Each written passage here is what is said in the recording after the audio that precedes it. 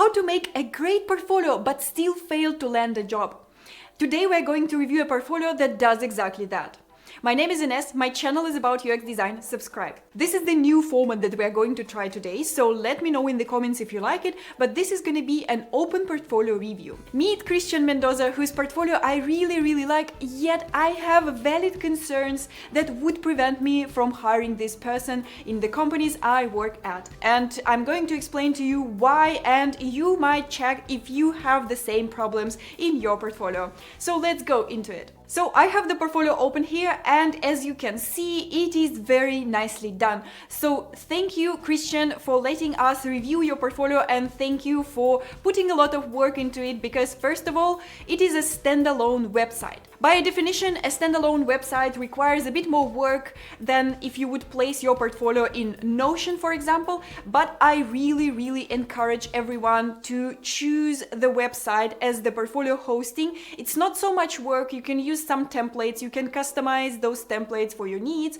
so it's really not that complex right now to create a website for your portfolio. But what it shows me as a hiring manager is that you are being serious about yourself. And because we're dealing with so much competition right now, I would almost subconsciously prioritize portfolios that are done in this way. Of course, it all comes to what do you place in your portfolio, and I make sure I read it. But if I would compare the first impression from this portfolio and from a portfolio that is placed on Behance, for example, I would definitely prefer this one. So I like the first impression here. I like that it is very much animated, that I have there a lot of things that really catch my eye. And even by the way how this portfolio is done, I can already read a lot of things about the personality of the person I'm about to hire. So what I can see already, that this person is both a product designer and a UI specialist. And I must say that I really appreciate the focus on UI.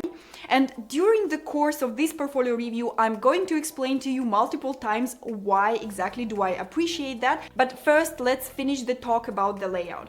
I also see that this person is working 6 years as a product designer, which already tells me a lot. And this person works for leading companies. And I can clearly justify that by seeing case studies from Walmart. So I'd say that my expectations are set well. I will definitely dive deeper in the case studies because I perceive this portfolio as being something that I'm interested into exploring. Many people actually even fail to convert me in opening their case studies, but this portfolio is not falling into this trap. I'm going to learn more about this person. I'm going to spend time on this portfolio. Even if I were not doing this video, I would do exactly that. I would dive deeper into the case studies. But before we jump to the case studies, I'd like to point out your attention that there are 4 case studies. And this is a perfect number to have in your portfolio, especially now when we deal with a lot of competition. Previously, maybe during pandemic, you could get a job having only 2-3 projects. It is still possible right now. And actually in the UX portfolio club that I lead, we recently had a person with only 2 case studies that managed to get an interview in a really nice company. So it is possible that your portfolio convert to interviews when you only have 2 projects, but with 4 projects you are almost guaranteed to catch an eye of a hiring manager.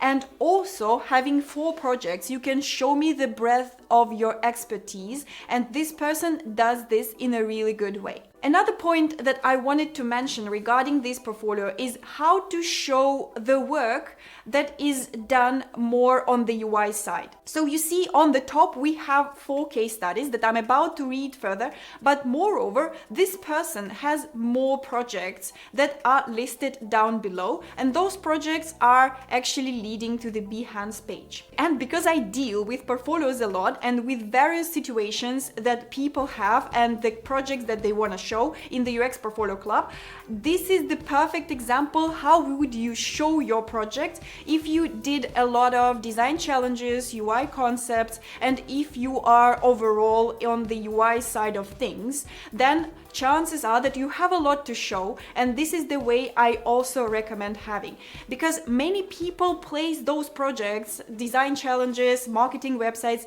as case studies, but technically it's not a case study because you don't really have anything to study there. Usually the case study by definition is something that is revolving around a problem that you first explore and then you have a solution for this problem.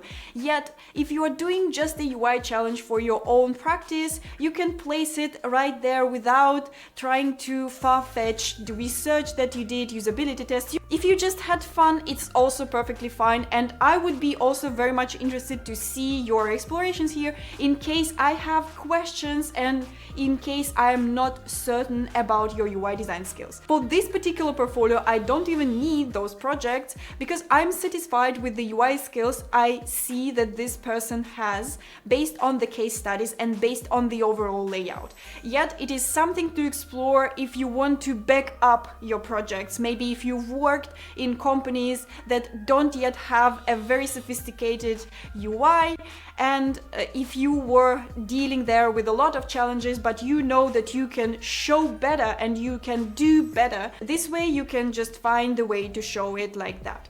But let's get to the case studies because this is where it gets interesting. So your portfolio layout really is there to convince me to jump into your case studies and maybe to show me that you are serious about your job search, maybe to convey me some personality traits that you want me to see.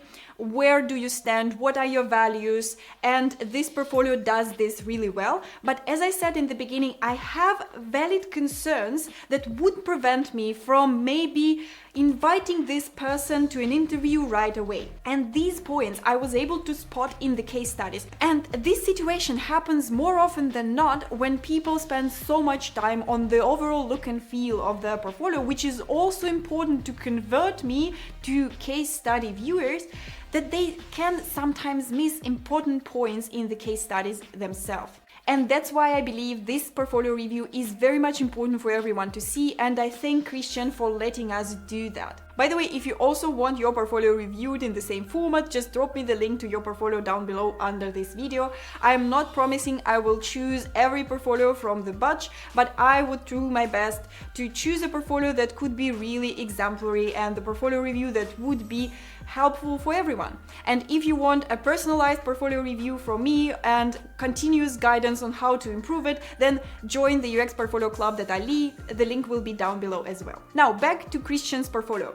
We have there a case study from Walmart, and just by having the Walmart name in the portfolio, you definitely catch my eye, you catch an eye of every hiring manager, because we would love to know what is going on there. We also often perceive that if you worked in big companies, not necessarily big tech companies, you were following best practices that we would probably also have. I'm working at Zalando, for example, as a principal product designer, so I am very much interested in this case study because I know that Walmart, they are also dealing with a lot of warehouse issues and tracking issues, so maybe I will see there even something relevant for me, for my actual work that I offer. First, let's make an overview of the case study as we see it before jumping in and reading it through and through. And this is also what I'm usually doing, just to have my expectations on the right level, just to understand in a very general sense if this is something that is worth my time. By the way, the link to the Christian's portfolio will be down below in the description in case you would want to follow through and you want to read the case studies, which I would also recommend. Or you can just make a stop on the video and read what is appearing on the screen. But first, everything that I see in the layout would be something I would expect from a top-notch case study. I have there a title that catches my eye and explains me what this project is about. In this case, this is the project for QA managers. I also have a very short overview and description of what this challenge is about. I really appreciate Christian for having that. and I have there a sneak peek of what awaits me at the end, a picture from a final result.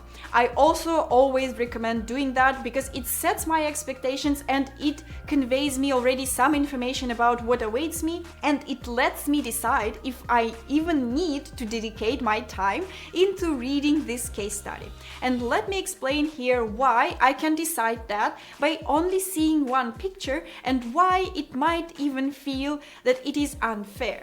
But this is the reality. So I will decide eventually if I will hire a designer based on the UI skills first.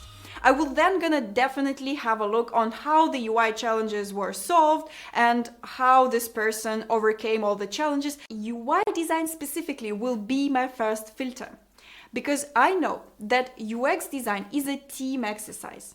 Yet, UI design, it's where only the UX UI designer has a say. What do I mean by UX design being a team exercise? The thing is that we have a lot of job functions and a lot of people on a team that influence UX design part.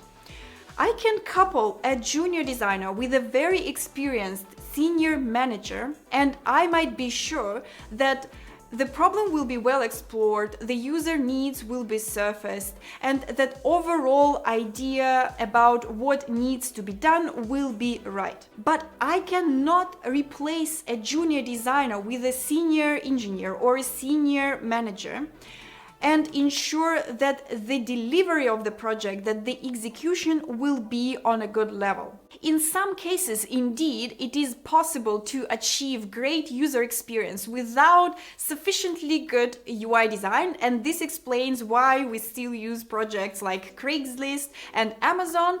But let me know if you want another video from me on this topic, because there are a lot of nuances, a lot of things that influence why this could be a case, and I don't want to stay here for too long. So let me know in the comments if this is something interesting for you to hear. But in a general sense, in most cases, good user experience will need to be supported by good UI design. And that's why, getting back to the portfolio, if I see that the level of UI is good enough, I can proceed and I can read the details about the user experience.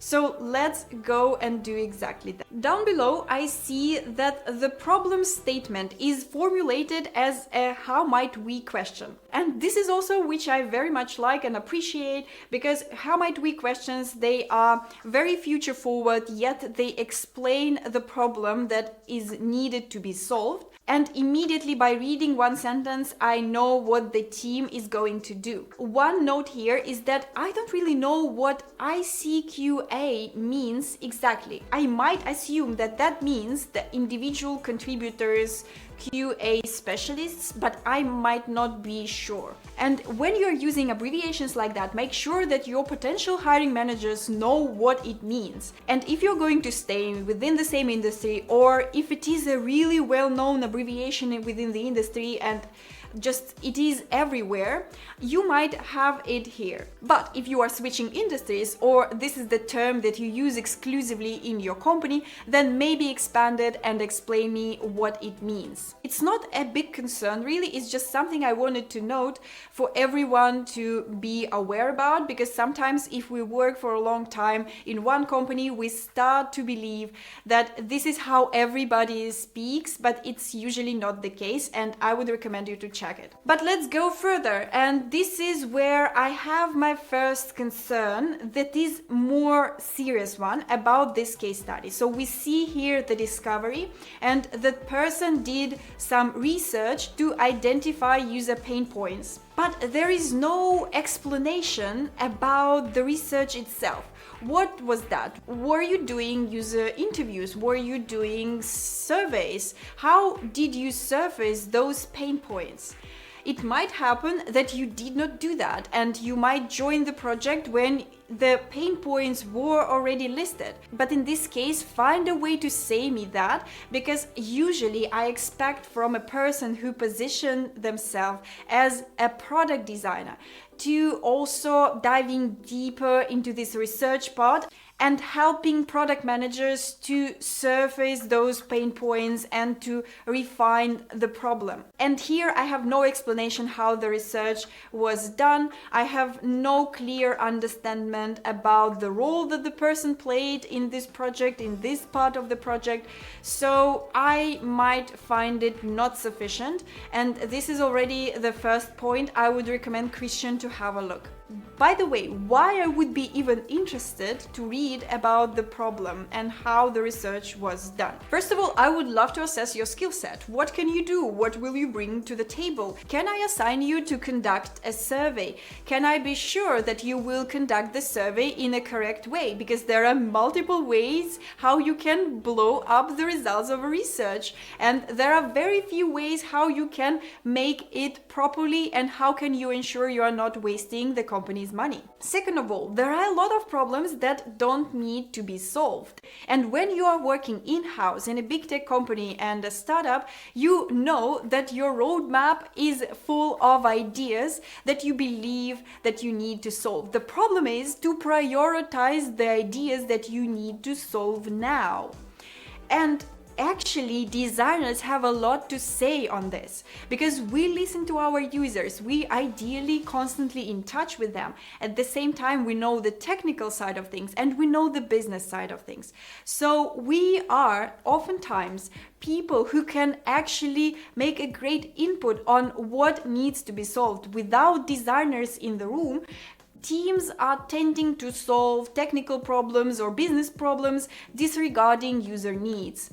That's why I would very much interested to know, especially if you have 6 years of experience already, and I would consider you for a senior position most likely. I would love to know where you are in this spectrum, how big is your influence within the team. So for me, I would already probably be unsatisfied with this part and a bit disappointed, but I would scroll further because my expectations are still high and I was framed in a really nice way before I jumped into the case studies. So let's go further. And we see that there is the first time user experience journey, and we even see that it is the project that is starting with an empty state. So I assume that there was nothing before that, no interface for this process. Yet I would really want to know what was the process before that is in place. Because even if we don't have an interface, there is often a process that people follow. Maybe they are doing this in the spreadsheets, in other documents, in other tools. And I would love to see at least a glimpse to the as-is process. I would need it to understand if you are not actually providing a user experience that is worse that was there before. It might sound as something unrealistic. How can you even propose something that is worse that was there before? But if you have ever worked in Google Sheets, you might actually understand that it is possible to do everything there. It is so good. Yes, it might not look so elegant. It is not tailored to any use case. You have to customize them. But eventually many people, they achieve such a high level of operation in Google Sheets that suggesting them an interface might be something that could worsen their user experience, because in Google Sheets they will not have limits, and there in every interface we will impose limits for them. It's great that you have there the first time you experience user journey. This is something I would also do, but I would love to see what was there before so I could judge that this user journey is better than the previous one. So this part was really short for me and I could not assess the person's seniority level, but let's see what do we have there in the definition phase. So the person here writes a very interesting piece about writing together with ChatGPT. I'd say that right now it still checks out. Maybe a year ago that was really groundbreaking. Right now, if you are applying to really classical companies, they might still find it as being innovative. But for most companies, it might sound right now as I used Google search instead of going to the library. And you are like, duh, we are all using that. What is the problem? Why you are even highlighting that? So it becomes slowly something very obvious that you use if you have authorization from your company on using that. And this is where I would really make sure that I ask this question, because I know that this person works in Walmart, so I might have a hypothesis that this person might have some limits on using ChatGPT, and I would really ask how they navigated those limits if they had them. But anyways, if you have it in your portfolio right now, it is fine, and maybe until the end of this year you can still have it. But then please check if it is not outdated, because it seems so that right now we are all using these tools and it might sound as, hey, I'm using Google search and now what? But if we talk about the definition phase, it is nice that Christian explains here that they worked with ChatGPT to formulate How Might We questions. It is something that I would also do. I love How Might We questions. They really help to align teams' efforts. But I would usually expect that on the definition phase, we dive deeper in certain options. So we have a problem that we discovered in the previous phase, and now it's time to find a solution for this problem. And maybe you would have multiple approaches that you would need to consider. Maybe there are different voices in your team that would expect this solution to be about this or about that. So usually people place their 3-4 options that they have explored, and I don't see it there, and I'm a bit disappointed because then you have the user story, which is completely fine, but you jump right to the ideation, and in the ideation phase there is also nothing. So it should be somewhere there, because I read it like you jumped to the solution right away, because you talk about grids there already. But before talking about grids, should not you be talking about what should be there? Should it be even a dashboard? Should it be something else? Should it be a spreadsheet? Should it be an AI agent? I don't know.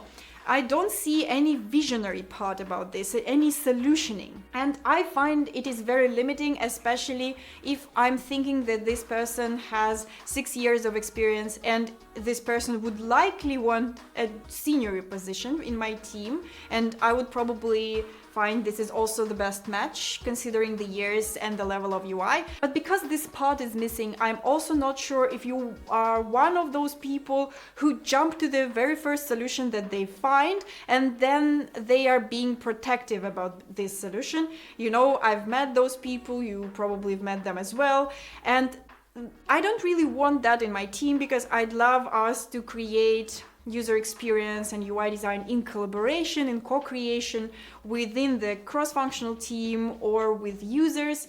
And here I'm not sure that I have evidence for this part. And if I'm scrolling down, I see that there are widgets that the person proposes to have. But should you first discuss what should be there on the page? Should there be a discussion about what widgets would be the best fit? Maybe some information should not be showcased as a small widget. Yes, those widgets are nice. I have no questions, I have no comments about UI design. But just process-wise, I would wonder if I am, as your future lead, might have a space here to even have a say on the topic. And then the person tells me that they did usability tests. But same as with the research part, in the beginning, I have no idea how those tests were done. What questions did you ask? Who were your users? How many were there? What tasks did you give them? As a potential lead and as a hiring manager, I would be even more interested in this part than in the research part in the beginning, because the discovery research can be done by PMs, can be done by CEO themselves. But here, this part is almost exclusively done by designers. And that's why I have to be sure that you know how to do that. And you know what I surfaced when I started the UX Portfolio Club? That many people, they actually don't know how to do usability tests. And I actually blame bootcamps for not really teaching them the best practices. And that's why many people, they get out of bootcamps being really confused. And the biggest part of work that we have in the UX club when people join is that I say them, go and do usability tests, do them properly. Here is the workshop recording that we have, and we talk about that extensively, because without this part I cannot even consider for you to be a junior designer, because not even every team has a user researcher. And even if they do, user researchers are usually researching on strategic topics. So this operational research and usability tests, there is no one else to do them. So it is a crucial piece of information that is missing for me there, and I am very much disappointed by that part, because I also don't see how this part influenced the designs. So okay, maybe you did not know that this is important to show me how you organize the tests, but even from a storytelling perspective about UI, should not you be showing me how you changed the designs based on user feedback? So I don't see it there, and I might think that either this research was not done, or you were stubborn and you did not include any changes into your designs based on user feedback. And it is actually very rare when you get out of usability tests having nothing to change, especially for specialists who are working on the B2B part of things. We are not our users. I have no idea how it is from the experience perspective to be a QA manager. So I would definitely expect some valuable feedback about my designs to make their life easier. So this part I'm not sure about. This is something I would have to follow up if I'm about to invite this person on an interview. But at this point, I'm really not sure, and I'm hoping that other case studies would make me change my mind. But let's finish with this case study, because there is also one thing that I wanted to mention, is the impact part. The impact part is very important to show if you have it, and I would expect that the person from Walmart would have some information, at least qualitative one, just basing on user feedback about how this tool was perceived. The person writes here, boosting productivity by streamlining navigation. How do they know that? Says who? And if you write it in this way, I would have questions prepared for you on the interview part, where I would love to see some evidence for what you are saying. And the second point, improving decision making with real-time data. Also, how would you measure decision making? What metric are we talking about here? And it is really not enough to say, I feel that it improves the decision making, because we are actually solving real business problems and there is very little space about the feelings. So yes, your design might be better, it might look good, and you might hope that it improves the decision making, but it is not enough for your stakeholders, for me as your lead, to also believe in your words. And a tip for everyone: if you left the company and you really don't know how your project turned out to be, or this project was deprecated for some reason, just suggest me how would you measure the impact. This is also very valuable for me to know, because you would probably not write there, I would suggest how it boosted productivity. What metric do you mean here? What is it exactly? Is it a time on task? Is it the retention? It is some qualitative feedback that you are about to measure through a survey. It could be anything. Just show me that you know how would you measure this impact, and how would you know that this project solved the problem that you intended to solve. So I don't see it here, and I would also have some different expectations from a person with 6 years of experience. So make sure you include it here, at least the part about how would you measure that if you don't have actual data. But also getting to the solution and seeing it one more time at the end. I might say, I am now dubious if this project was really a project for Walmart. So I saw on the main page that this person was working in Walmart, and spoiler alert, we have another project and another case study for Walmart. But because I see there only one screen, there are almost no states of the screen, there are almost nothing that surrounds the screens. What if I want to open this graph and see more data and open the widget? Will I be able to do that? What will happen? I know that maybe this is something that exists outside of this project, but just it looks like it is a project that is done for dribble. Maybe my assumption would be here that this was a real project, but it was not done in the way as the person would want it. Maybe they had some limitations with design system and it did not look that good in the end. And it is completely fine to make a redesign of the whole project. And this is also what we do in the UX Portfolio Club. And it is absolutely allowed. I even do this for my projects because my ideas sometimes better than the way they were realized. So I would say that maybe this person is doing this here, but you should not be doing that, sacrificing the parts of the storytelling that would show me that this is a real project. Right now, I'm a bit in doubt and I would go and review other case studies, but having this idea in mind that I would have to probably reach out to this person and asking if they have an extended case study for this one, having a more emphasis on the backstage of things and maybe having more screens of the final designs here in place, if this is possible as well. Maybe not other screens, but at least the explorations from the screens, maybe some ideas that were deprecated about the widgets and stuff. So, because as I said, it all jumps too fast for me to the final solution. And then the solution almost never changes throughout the case study as I read it, which is very much unlikely if you work in a big company. Okay, with these doubts in mind, let's not jump to a conclusion because I also strive not to, and let's review other case studies. The second project is the homepage redesign for Peru's leading bank. And here I wanted to say a really important note on redesigns. Redesigns are very much lucrative for designers to do because we always feel we can do better, and in many cases we can.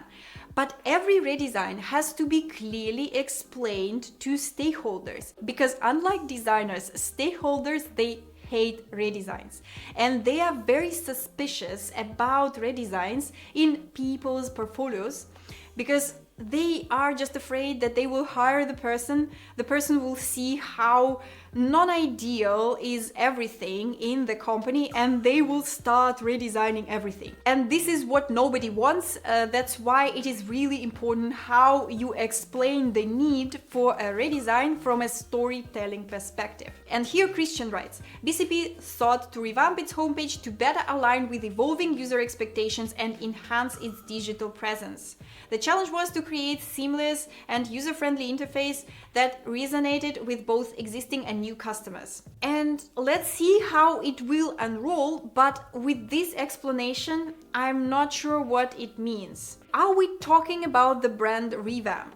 If so, then I would love to have a deep dive about user expectations and what is needed to be solved. At the same time, I would really need to know what existing and new customers are thinking about the products and if you surfaced the needs and maybe some pain points. We see what is happening here. I came to this page with some doubts and I would love to confirm that this person is not just suggesting redesign for a sake of redesign. I'd love to know that this person can really have a storytelling around it. And this is what I will be seeking.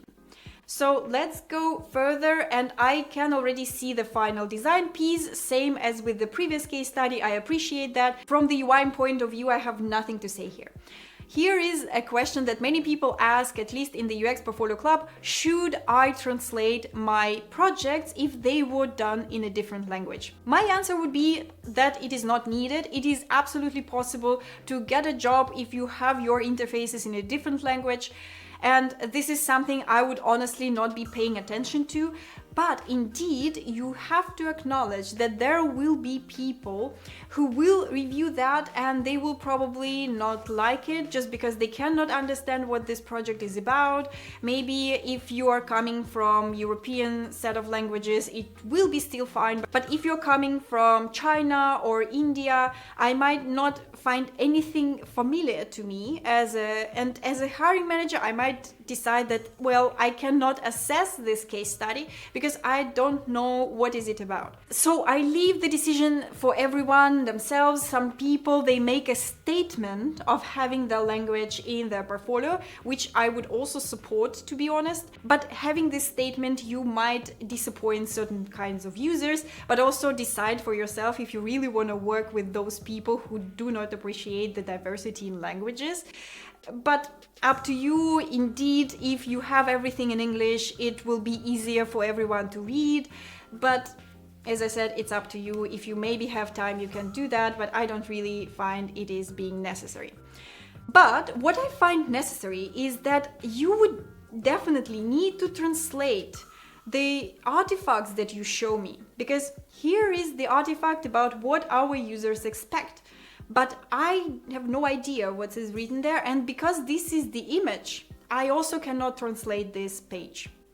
So it prevents me from understanding what are we dealing here, and it also appears one more time here. So again, I cannot assess the validity of the ideas that you suggest here. So here I would definitely translate this one just purely from the storytelling perspective. But anyway, let's get back to the discovery part, because I would need to know if you have enough backup points to support the need for a redesign. So again, same problem as with the previous case study. Through user interviews, surveys, and usability tests, how did you do that? Who were your users?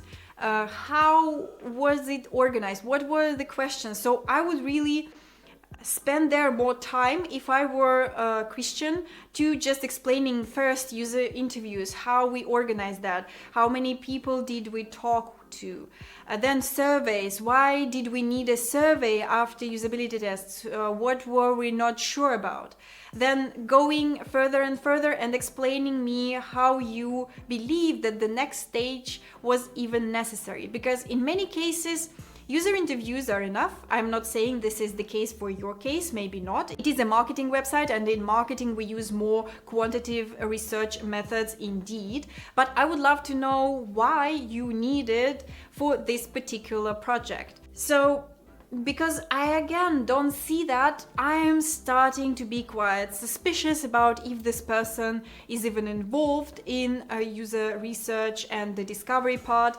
And it is actually quite okay if this person was not involved. It's just I need this explanation here. Sometimes the org structure really prevents people, really prevents designers from participating in the discovery, because they are working in a waterfall. So first PMs, they start on the problem and they discover the problem, and only then they come to designers. It's not the ideal setup, but many people are working in this setup. So I would totally acknowledge that. I would totally embrace that.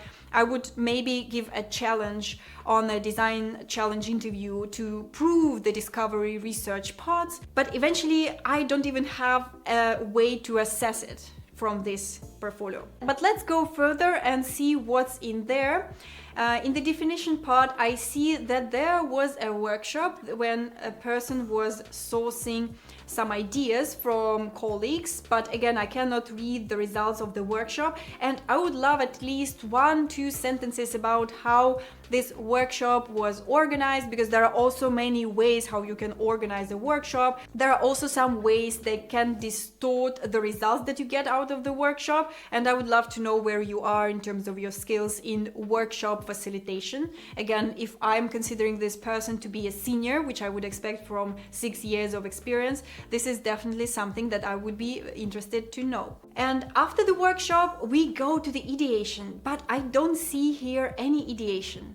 I see that we jump right into the prototypes. And moreover, my suspicion is that those prototypes, they are not actual prototypes, they are designs that was turned into black and white, because they have just way too many details. They even have some illustrations that I would expect we only add at the end of the process. So for a prototype, it would be completely enough to have their placeholder. But even with that, where is the ideation? The stage is called like that. So please show me that you had there some ideas, because again, my suspicions are being confirmed. You might be just the person who is jumping to the very first solution that came to your mind, which I do not probably want for my particular team, because I'd love everyone to have a say on the problem and to have a space to express their concerns or wishes to the design part. So again, I would probably do something about this part if I were Christian.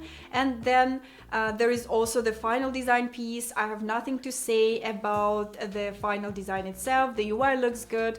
And again, here I would love to see what was there before. How can I be sure that this page is better than the previous one? Again, there was nothing about user needs, new and existing customers. We have here a piece about testing, but same problem here. I have no idea how those tests were organized. What was the result? Did you change something after the tests?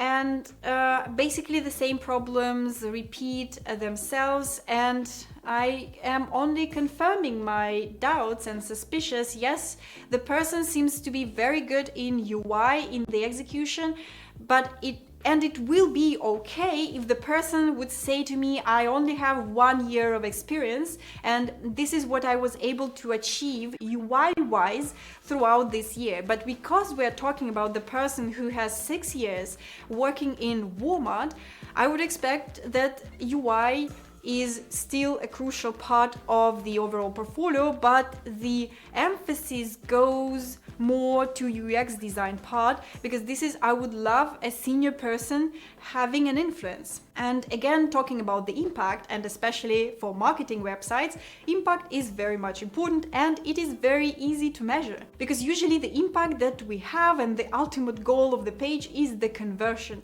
So we can easily measure the conversion.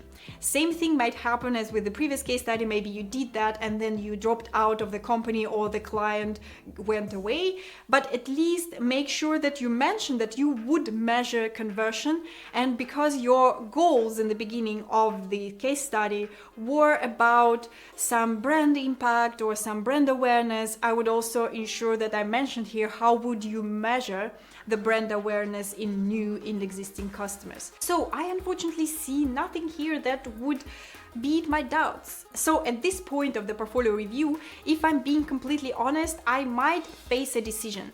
I would either drop out of the portfolio and say we're not going with this candidate further, especially if I have other candidates in my pipeline that I'm more sure about.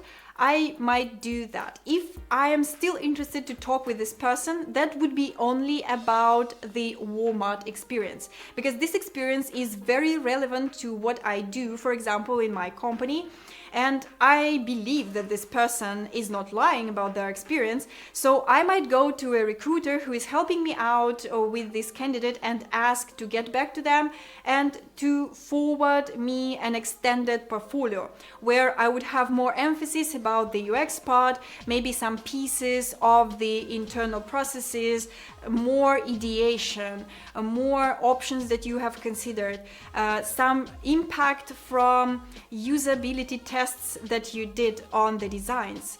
If you will be able to provide me that, then I could consider the portfolio one more time. If not, then unfortunately this is also a no from my side. But because we're here in YouTube and we're doing a mock portfolio review, I will do just a brief review of the remaining 2 case studies, just to discuss maybe some other problems or to highlight some other angles that I did not cover here. And by the way, if you like this video and you want to receive more videos like that, give me thumbs up and hit the subscribe button down below. That's important for me and for YouTube algorithms. And we are moving on. Now to the 3rd case study.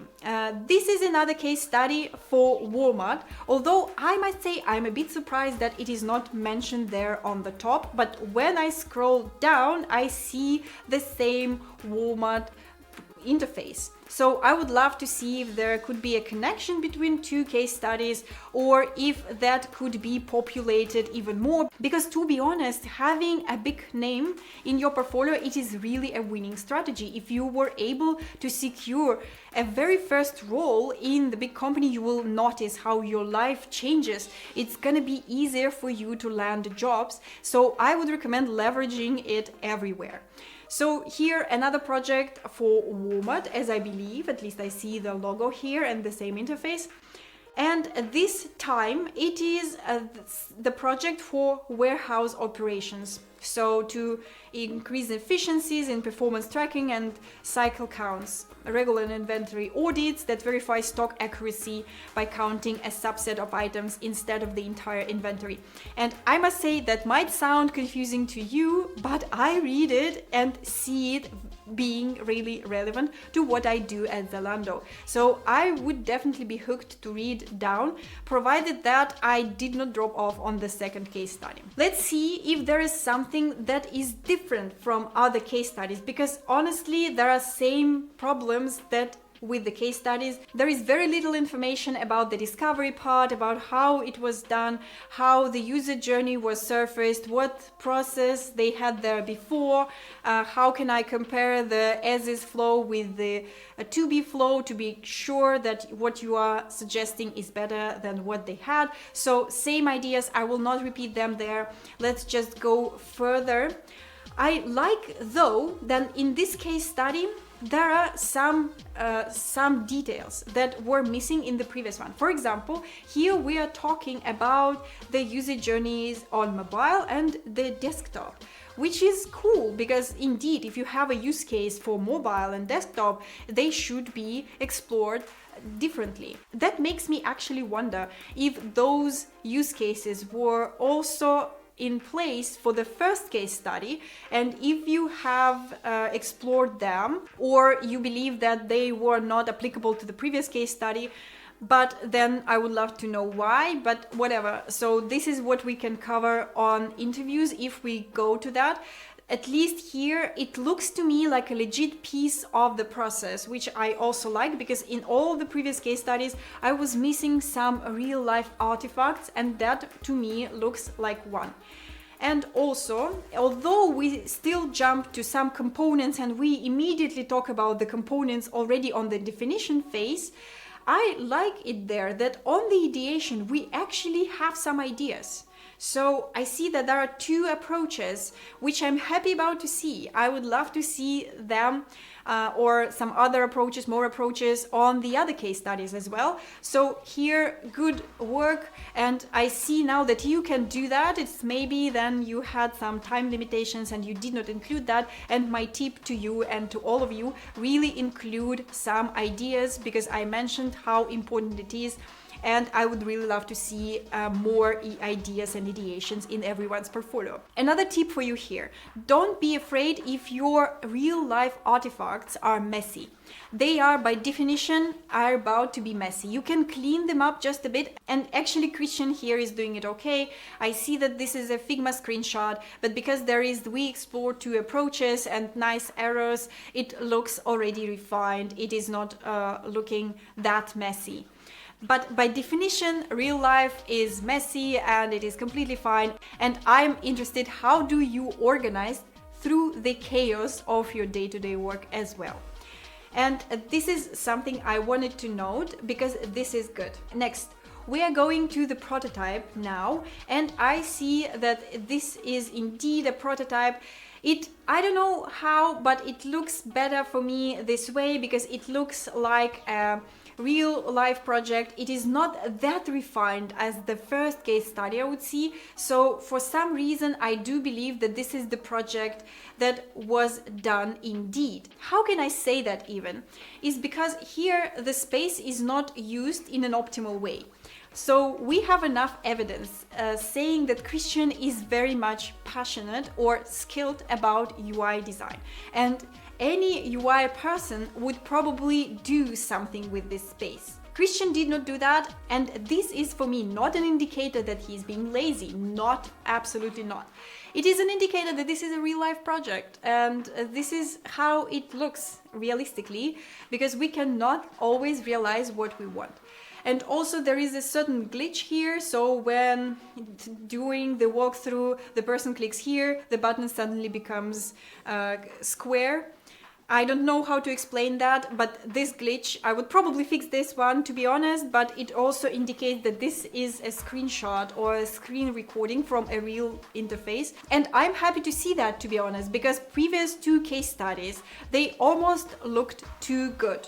They almost looked like they were portfolio projects, almost like nothing in the real life interfered in the process. And although it is fine to strive to show our work in the best possible light, and this is also what I often recommend, to revamp your projects, to uplift the UI, and this is absolutely allowed, we still should not clean it up to the way when it looks unrealistic. So it's all about finding the balance, and at least this case study, it looks legit to me, because I do believe this is the project that was done for real. And for a person who has 6 years of experience, I would definitely want to see not only visionary projects and portfolio projects, but also projects like that. So I must say I like this case study a bit more than previous ones, but same problems appear here. There are no implications from the usability tests. There is no description about how the tests were done, and also there is no information how Christian would propose to measure impact. But let's finish with the last case study, because this case study is something different. First of all, it is a design system, and it is clearly a passion project. It was not a project that was done for a company, but it is rather following a passion about cryptocurrency and design system. I actually like passion projects. I have a video on this channel about passion projects and how to approach them, and if you even should have one, I recommend you to watch it on my channel if you've missed it. But let's have a look on this one, and this is the design system. And actually, after seeing that Christian has such a fantastic level of UI, which is true, and it is absolutely great, and I would recommend everyone to reach this level, I must say that maybe suggesting Christian to have a role in my design system team might be an option.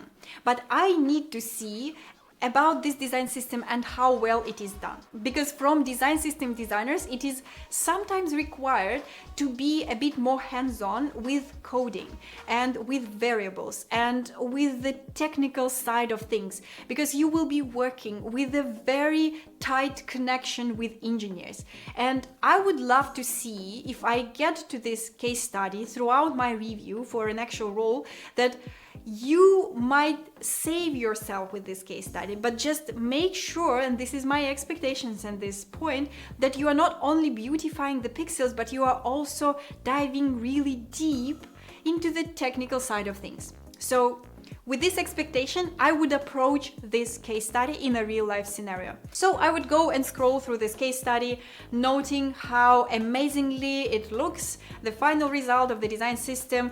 I'm again very much hooked. I have nothing to say here regarding UI design, but let's go and dive deeper. This project is formulated as a case study with some research done, and again with some usability tests at the end. And I must say, scrolling through the case study, and you can read it down below, the link will be in the description, that I would expect to have a link to this design system somewhere at the end. Because throughout the case study, Christian says that they tested it with users and they acted on user feedback. But because I don't actually see that this is a live project, I can also participate, I can provide my comments, because many people, they do passion projects like that. Take the Untitled UI, for example. It is a massive passion project that was launched by one of the designers. If I'm not mistaken, it was also in the beginning just a small experiment, and now it is a very big thing, and I can download it in Figma and I can use it for real. So out of what I read, and I cannot actually find the place right now ad hoc where Christian writes about that, but it was definitely there. that they are iterating on user feedback, which is amazing. But again, how do you get users? How do you organize feedback collection? How do you act on feedback? Because not every feedback for design systems should be implemented. And you also need to show me that you are being selective, because users might want all the components and they might want tailored components for their needs, but you might probably don't want to make your design system too heavy. And this is the challenge we face all the time with our design system at Zalando. So for me to consider Christian for a design system role, I would need to see maybe more stages about how this design system evolves.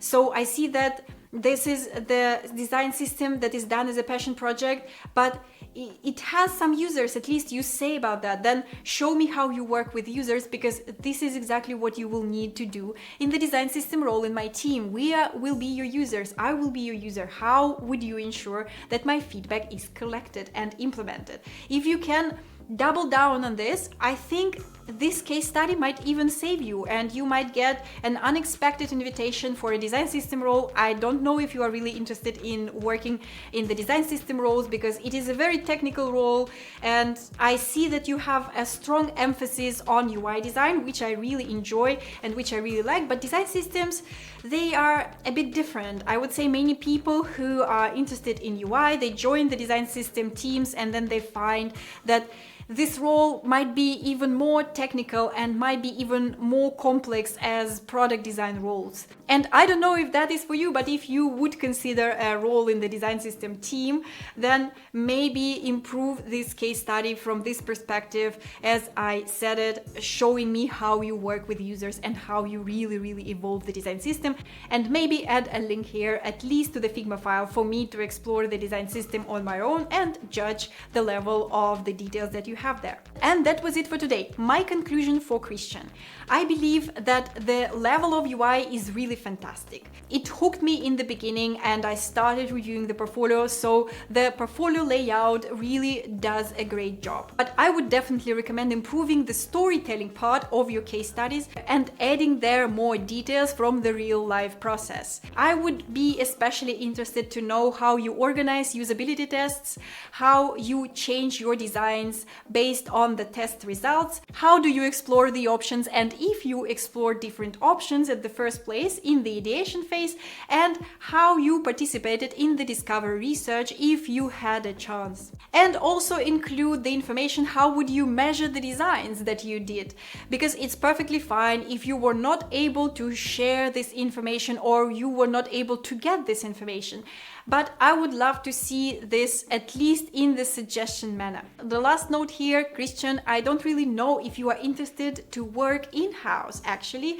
Have you considered working in agencies or as a freelancer? Because with such emphasis on UI design, you might be a good fit for those environments, because you might work there more on the parts that you feel you are interested or that you are passionate about. So as I said, I would probably either reach out to you one more time asking for an extended version of your portfolio, or I would probably go forward with another candidate, although I could clearly see that you would be a great fit for my company where I work at Zalando, because you had experience working in retail, which is really valuable, and you have big name in your portfolio, which is also eye-catching. So it's up to you how you leverage your strengths.